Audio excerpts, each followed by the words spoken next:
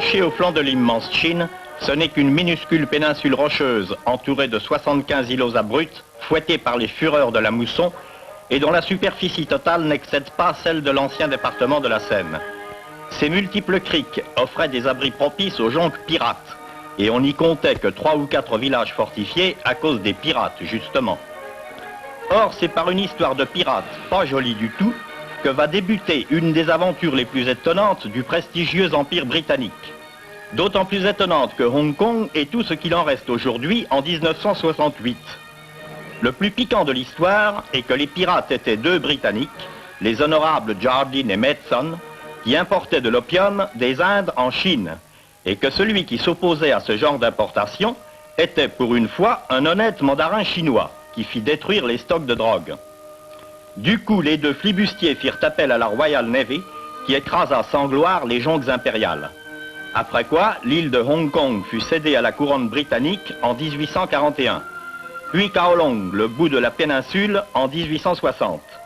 Enfin, en 1898, toute la péninsule et sa couronne d'îlots étaient louées à bail pour 99 ans. La ville qui se bâtit d'abord sur l'île Hong Kong et qui bien sûr s'appelle Victoria, reflète évidemment le style de l'époque. Il y avait même des gentlemen qui se sentaient plus en sécurité en bâtissant en style élisabétain. Élisabeth Ier comme de bien entendu.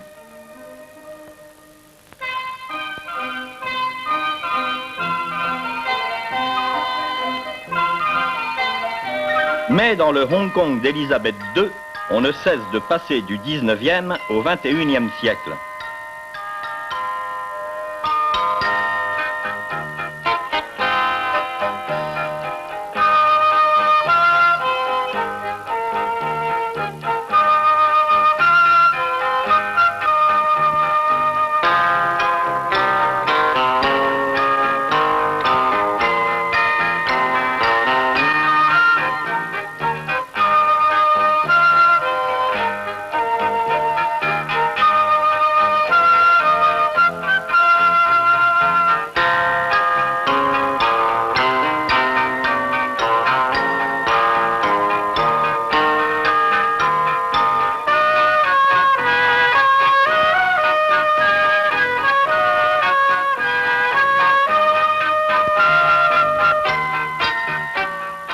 Telle est la vitalité de cette ville qu'elle se dévore elle-même et que les nouveaux buildings prolifèrent sur les ruines des anciens qui ne sont pourtant pas bien vieux.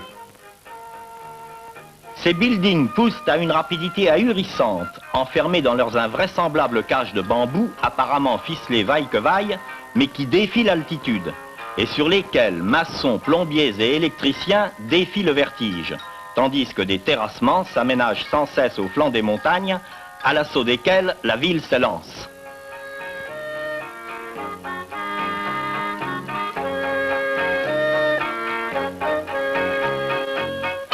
Dans cette ville, nul n'est jamais complètement dépaysé. On y trouve Londres, on y trouve New York, et même un certain Paris.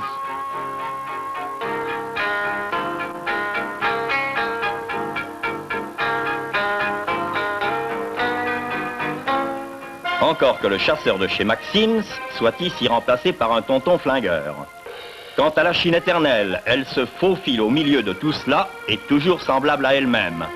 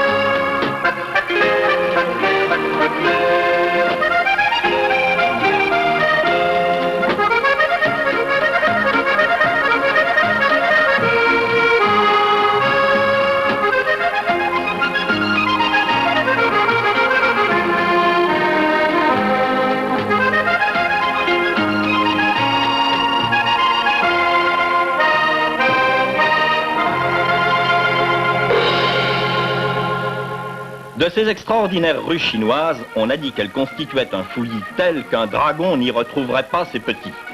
Cependant, en cherchant bien, on y trouverait à peu près tout ce qu'on voudrait.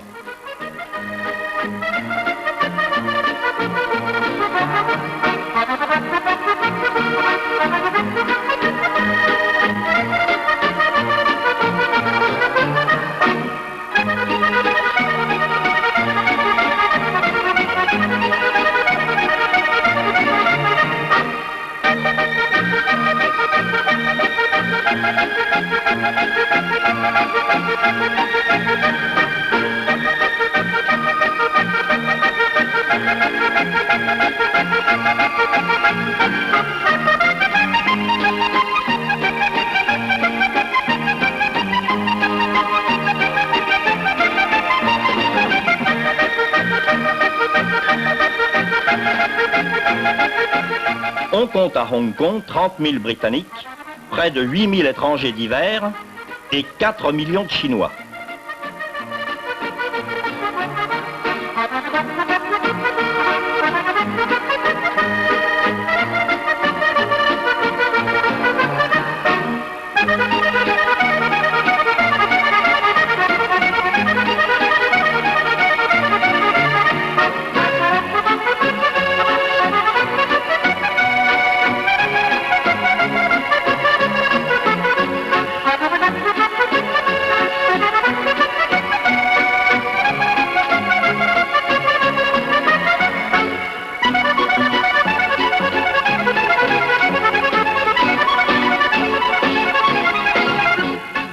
Et quoique Hong Kong soit colonie britannique, c'est bien en Chine que nous sommes.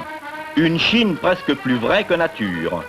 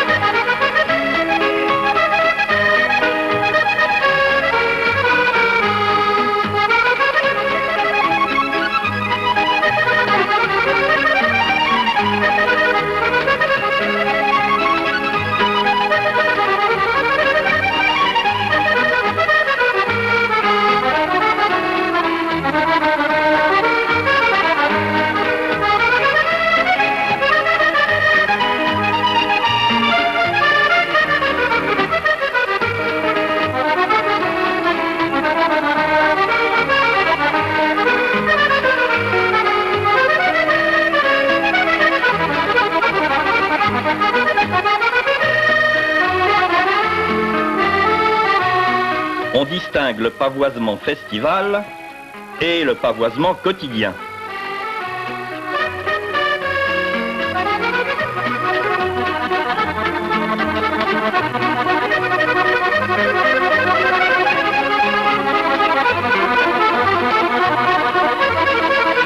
Et il n'y manque pas même la Chine d'opérette, caprice d'un milliardaire du cru.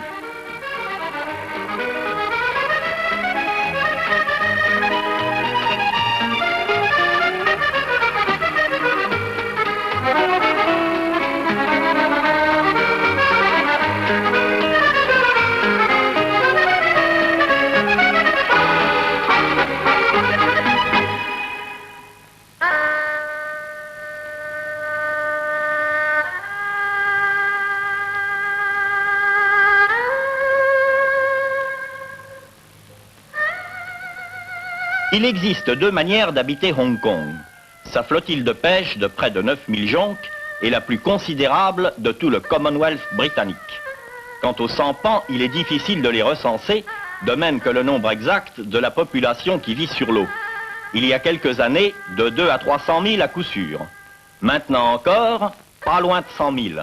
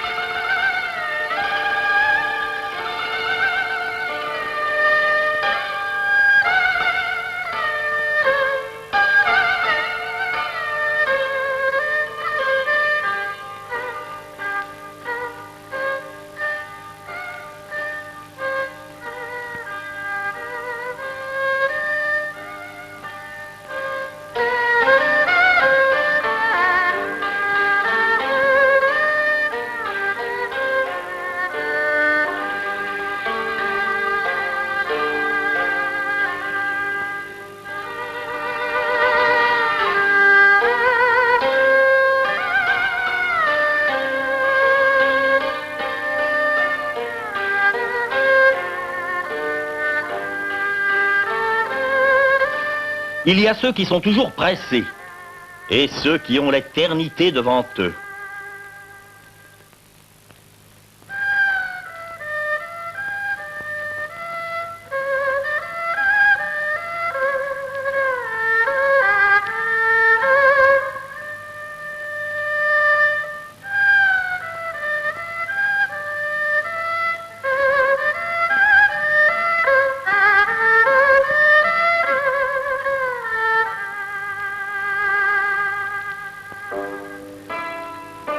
L'experte manipulation des barriques où sera conservé le poisson séché et salé.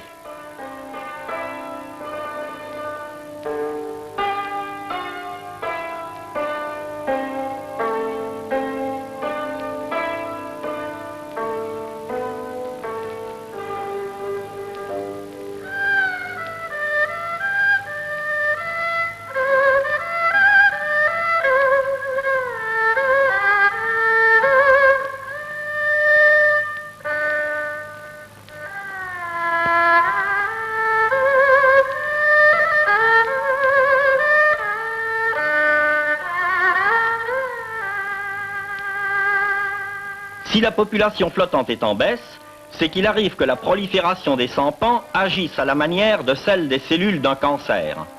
Tout mouvement leur est désormais interdit. Leurs occupants, qui n'y vont plus que pour y manger et y dormir, prennent de plus en plus l'habitude de vivre à terre.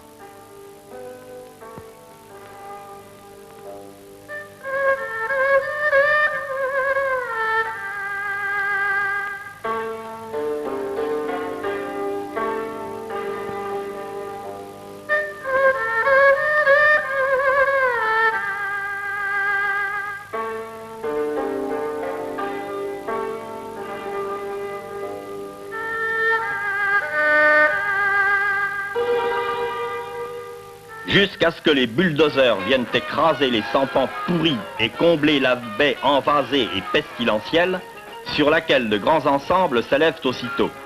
Les sampaniers sont alors définitivement devenus des terriens.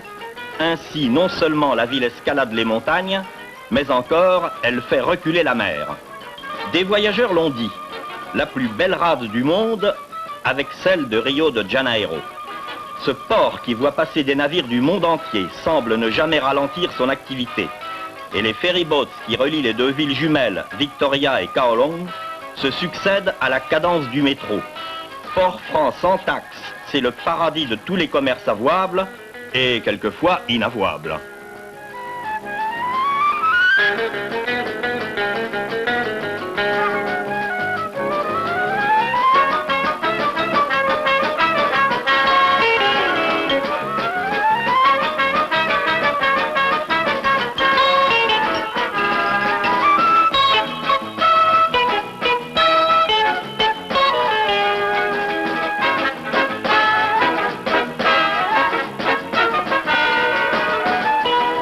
L'importance de l'aéroport fut longtemps en retard sur celle du port du fait de l'impossibilité d'aménager une piste suffisamment longue entre toutes ces montagnes. Des ingénieurs français fournirent la solution. Obtenir la moitié de la piste en sciant une montagne à la base et l'autre moitié en jetant la montagne à la mer. Ainsi, l'activité de l'aéroport rivalise maintenant avec celle du port. Explosion de vie, familiarité peut-être nulle part ailleurs aussi visible entre ce qui est très vieux et ce qui est agressivement moderne.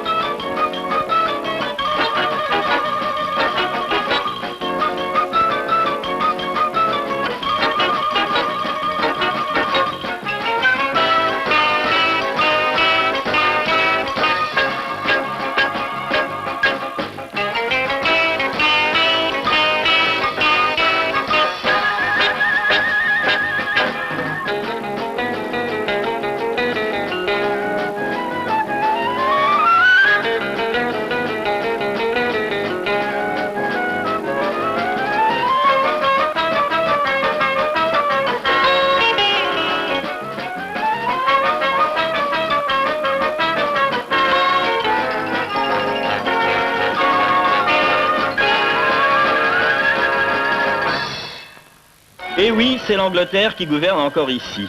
le plus discrètement possible. La police, dont seuls les officiers supérieurs sont britanniques, est entièrement assurée par des Chinois.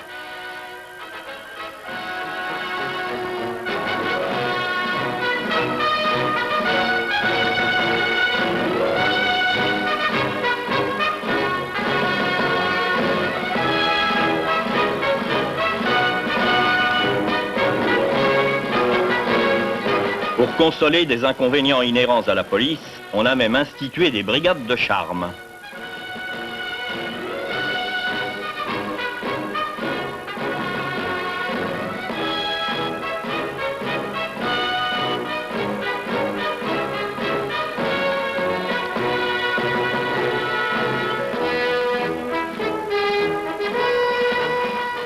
À 25 km du centre de Victoria, c'est la Chine. Et la Chine de Mao Tse-tung.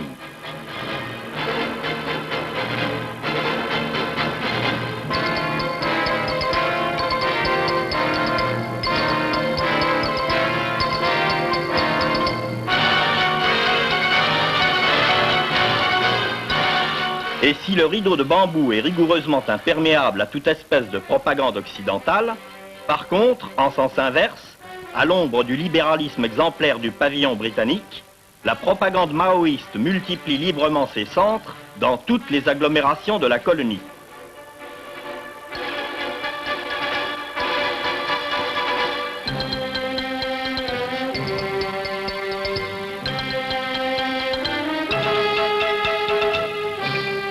Qui protège donc le statut invraisemblable de Hong Kong? Est-ce la marine de Sa Majesté? Non. Il y a longtemps que le temps des canonnières est révolu, et même celui des croiseurs.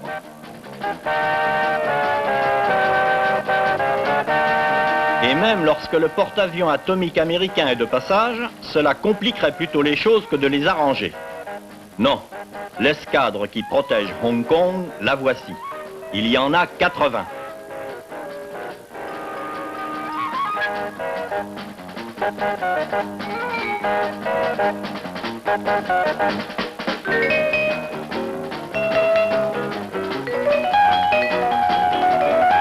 Et voici le vaisseau amiral.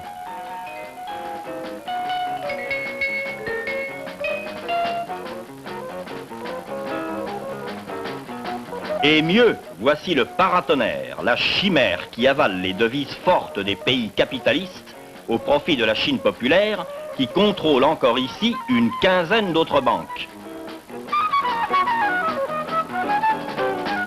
Lorsqu'on rentre les lingots, billets ou pièces de monnaie, toutes les précautions sont prises, car le dollar de Hong Kong est très coté dans tout le sud-est asiatique. Des taches de lèpre s'étalent sur les flancs des collines qui dominent les grands centres. Hong Kong, paradis du riche et enfer du pauvre, a-t-on dit. Pas si simple. Ces taches de lèpre sont de minables bidonvilles. Qui les habite? Des dizaines de milliers d'hommes qui ont fui l'autre paradis, le rouge, très souvent au péril de leur vie. Les jonques pirates d'aujourd'hui ont découvert cette nouvelle et fructueuse contrebande, faire passer des hommes dans le minuscule cul-de-sac de Hong Kong, qui comptait 600 000 habitants en 1946 et 4 millions en 1968. C'est la menace aiguë de saturation que les rondes incessantes des vedettes de police à la chasse aux immigrants clandestins ne sauraient suffire à enrayer.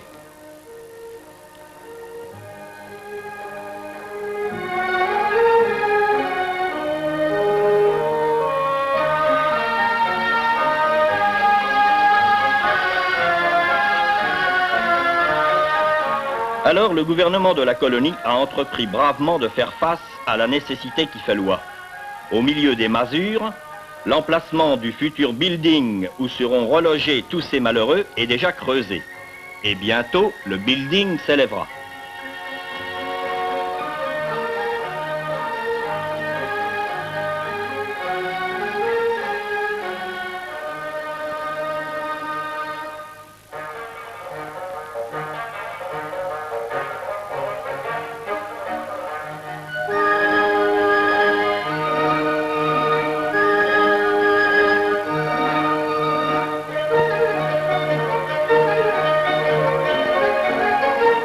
certains endroits, ce sont des villes entières qui ont été ainsi édifiées en un temps record. Il est probable que, dans ce domaine, aucun gouvernement au monde n'en a tant fait que celui de Hong Kong, qui en 15 ans a relogé 1 million de squatteurs de collines. Hong Kong semble bien avoir ainsi racheté son péché originel.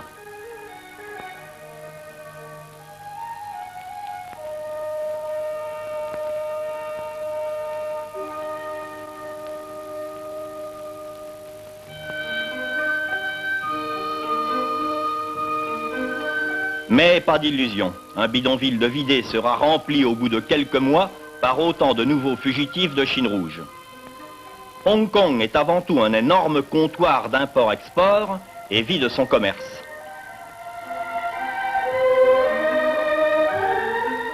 Cependant, pour procurer du travail à une partie au moins de cet afflux forcé de main-d'œuvre, le gouvernement a créé des industries diverses. Textile, électronique, plastique, machines-outils, construction navale, etc. Mais dans l'immédiat, on ne mange pas les marchandises ni les produits manufacturés. Fort heureusement, la flottille de pêche de Hong Kong suffit déjà à elle seule aux besoins de toute la population. Ensuite, on cultive un peu de tout partout où cela est possible. Mais là, pour cette fourmilière où tout ce qui n'est pas habité est en rochers abrupts, on demeure bien loin du compte.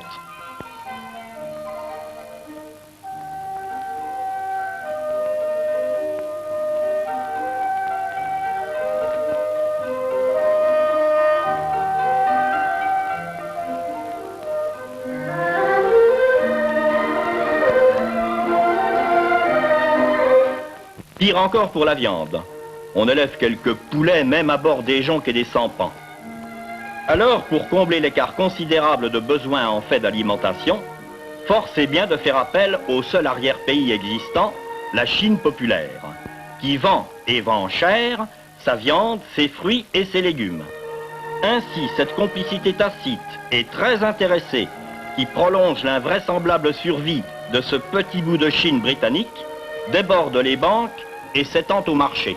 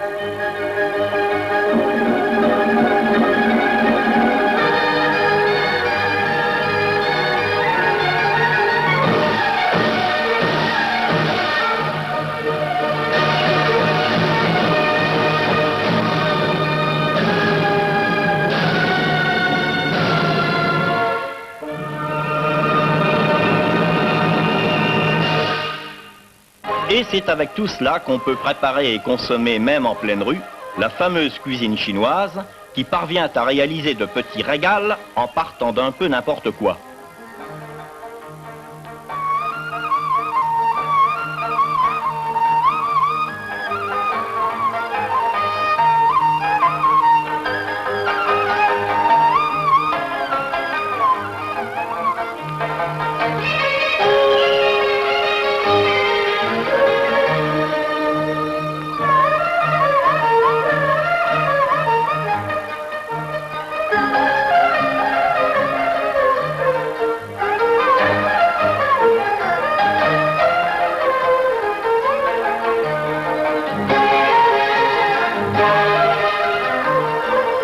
Cependant, la plus nécessaire de toutes les autonomies est celle de l'eau potable. Là encore, Hong Kong a recours à la Chine populaire, qui achemine par un pipeline, et contre espèce sonnante bien entendu, le déversoir d'un lac. Toutefois, le gouvernement de la colonie a réussi, au cours de ces années dernières, à conquérir 2 ans d'autarcie en multipliant les lacs artificiels sur son territoire.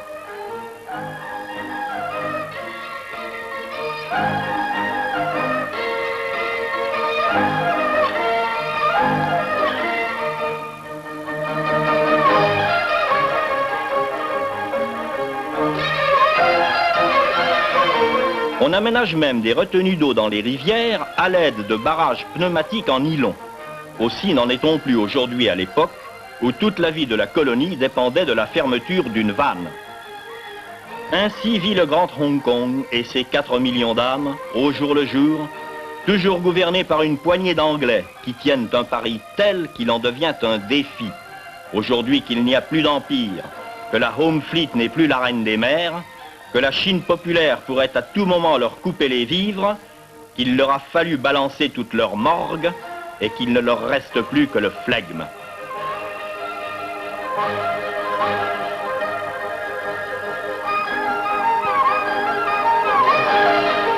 Une ville a toujours exercé une espèce de fascination sur les habitants et les touristes de Hong Kong, car elle est l'antithèse même de Hong Kong. Elle est située à 60 km à l'angle opposé de l'estuaire de la rivière des Perles. On s'y rendait naguère encore en foule, en 3 heures de caboteur ou en 1 heure d'hydrofoil.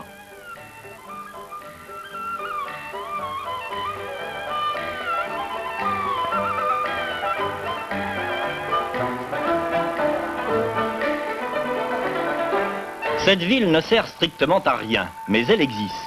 Et elle existait 300 ans avant Hong Kong. Le petit cap sur lequel elle est bâtie vit mouiller les caravelles de Jorge Alvarez en 1530 et le premier comptoir y fut fondé en 1553. Et c'est là que les Portugais ont édifié une ahurissante sous-préfecture latino-chinoise. Une sous-préfecture de 250 000 habitants, saturée qu'elle est, elle aussi, de réfugiés de Chine rouge. Un gouverneur chamarré pour 16 km². Un sénat pour 2000 Portugais, un évêque pour 9 paroisses, un général sans armée et un amiral sans flotte. Si Hong Kong est dans une large mesure dépendant de la Chine populaire, Macao en dépend à 98%. Alors on venait contempler ce touchant et inconcevable phénomène anachronique.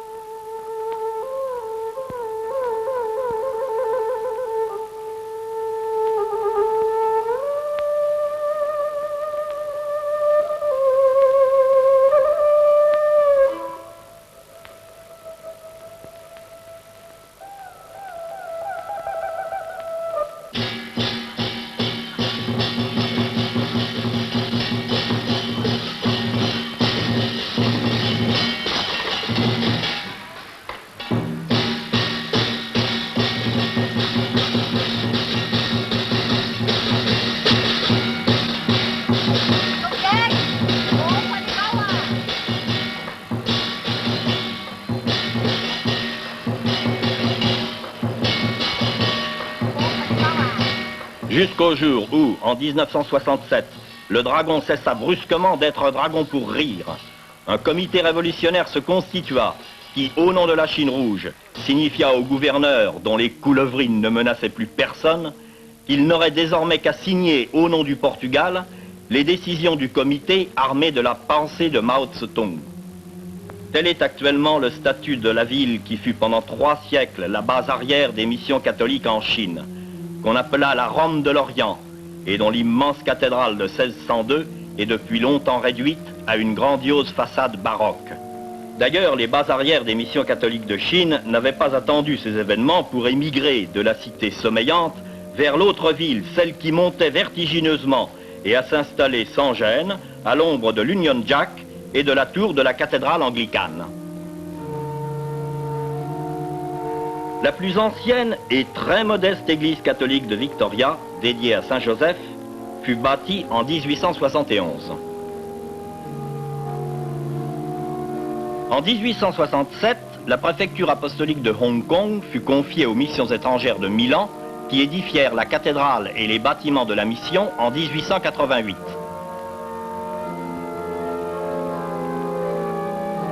À cette époque, les paroisses de Hong Kong ressemblaient fort à celles de la Chine intérieure. Pas encore de grands problèmes. L'atmosphère y était simple et familiale. À l'écart des grands centres, sur les îlots, il en reste encore heureusement quelques-unes de ce type.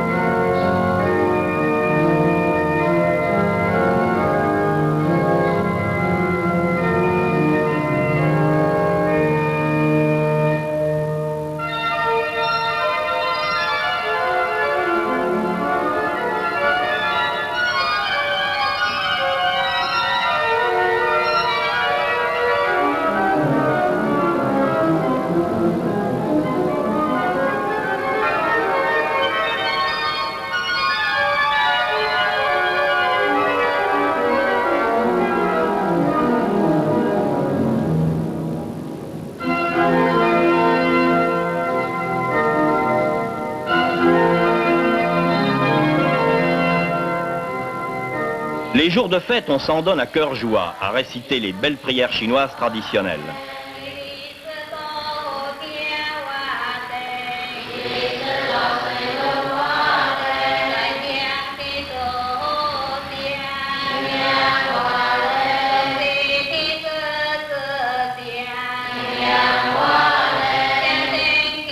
Avant de faire monter vers le ciel l'encens en agréable odeur.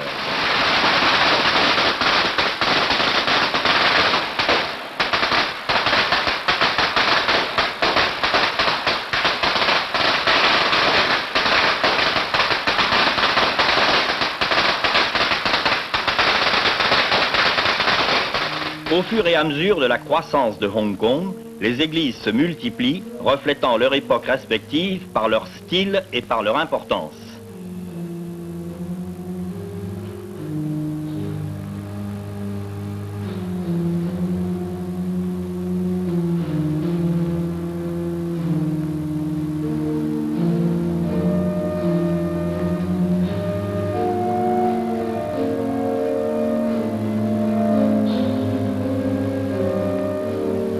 En même temps que les églises, les hôpitaux s'édifient, ainsi que les collèges, et l'on voit grand, très grand, à la mesure du développement de la colonie. Les missions étrangères de Paris avaient transféré leurs services généraux à Hong Kong dès 1847. Et après la procure qui gérait les affaires de plus de 40 missions, on avait édifié cette imprimerie aux dimensions de château fort, qui était en mesure d'éditer des ouvrages dans toutes les langues d'Extrême-Orient. Ces bâtisses reflètent toute une époque, l'imposante et solide ère victorienne.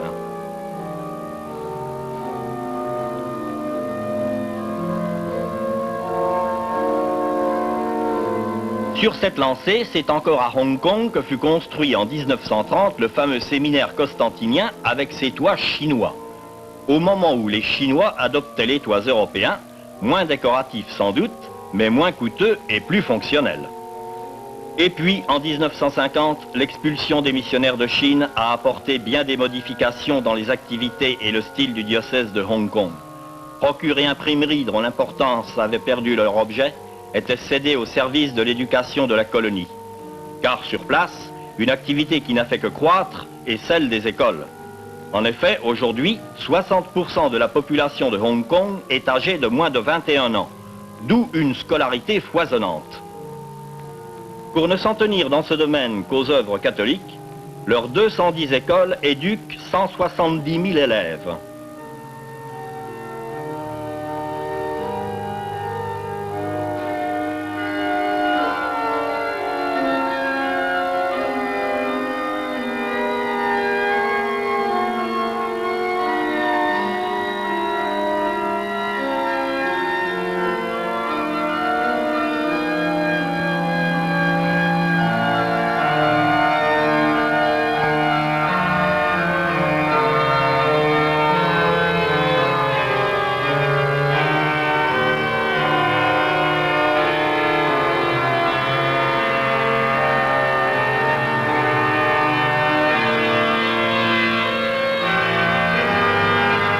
C'est clair, non? Ce qui est non moins clair, du coup, c'est que le foyer catholique des étudiants est maintenant devenu d'une exiguïté telle qu'il faut lui construire des rallonges de tous les côtés. Autre souci majeur dont les œuvres catholiques furent les premières à s'occuper, l'aide aux réfugiés de Chine rouge. Avec des moyens sans commune mesure évidemment en comparaison de ceux que par la suite le gouvernement de la colonie devait mettre en œuvre, l'entraide des vieux pays chrétiens devait permettre de construire pour des milliers de malheureux démunis de tout, des maisons, bien modestes sans doute, mais des maisons tout de même et non plus des cabanes. Ces réfugiés catholiques originaires de la même province se sont regroupés autour de leur curé. De temps à autre, ils aiment à se réunir chez lui en joyeuses agapes.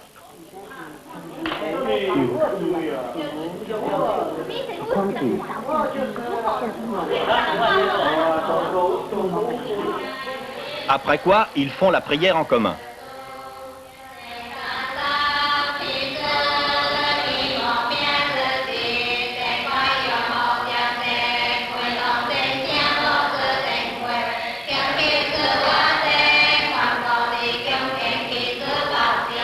Parfois aussi, ils viennent jusqu'au petit cimetière des missions étrangères pour prier sur les tombes des missionnaires qui jadis évangélisèrent leur province.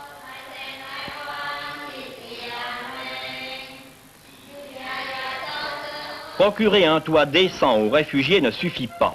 Les centres d'action charitable et sociale rassemblent et redistribuent tous les dons en vivres envoyés d'Amérique et d'Europe aux plus nécessiteux.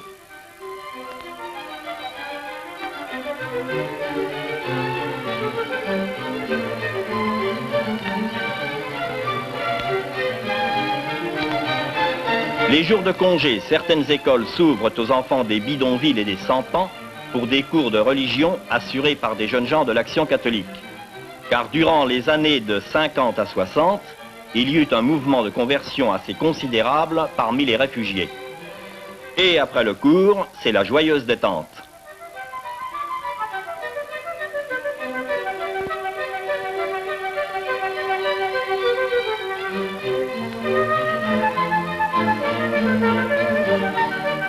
Une autre activité qui n'a pas non plus connu de diminution, c'est celle des hôpitaux. Il y a même le Madonna, dispensaire flottant à l'intention de la population des Jonques et des sans-pans.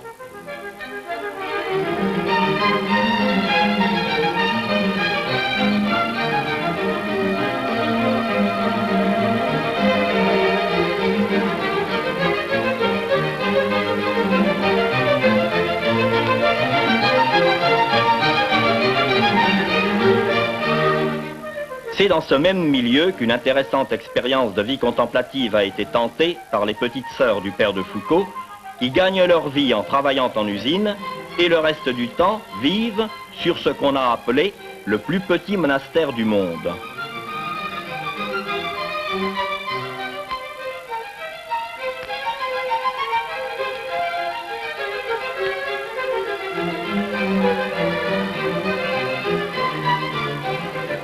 Enfin, le Catholic Center, qui est administré par un prêtre chinois, rassemble diverses activités.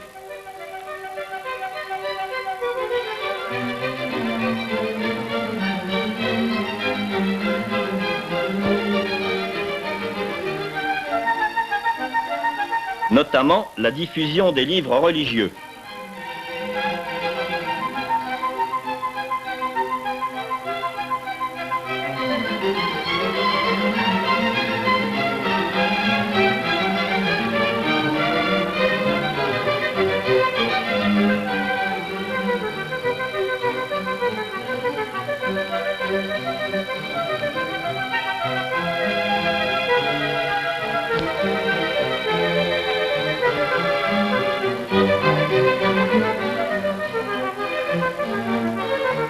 Il édite également 2 journaux hebdomadaires.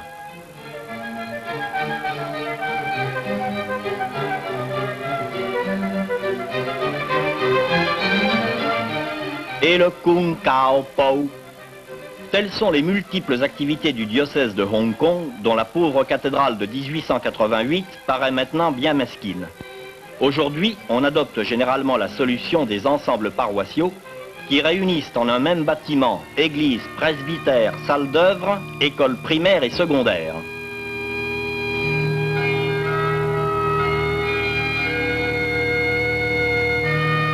Celui-ci a été construit par le diocèse allemand d'Essen pour une paroisse de Kowloon. Chaque année, le jour de la fête du Christ-Roi, les catholiques de Hong Kong réunis au grand stade de Victoria peuvent mesurer leur croissance. 30 000 en 1948, 250 000 en 1968. Si aléatoire, si menaçant même que soit son avenir, cette vigoureuse chrétienté chinoise encore libre à la porte de l'immense Chine n'en est pas moins le dernier point permanent de contact entre le christianisme et la Chine populaire.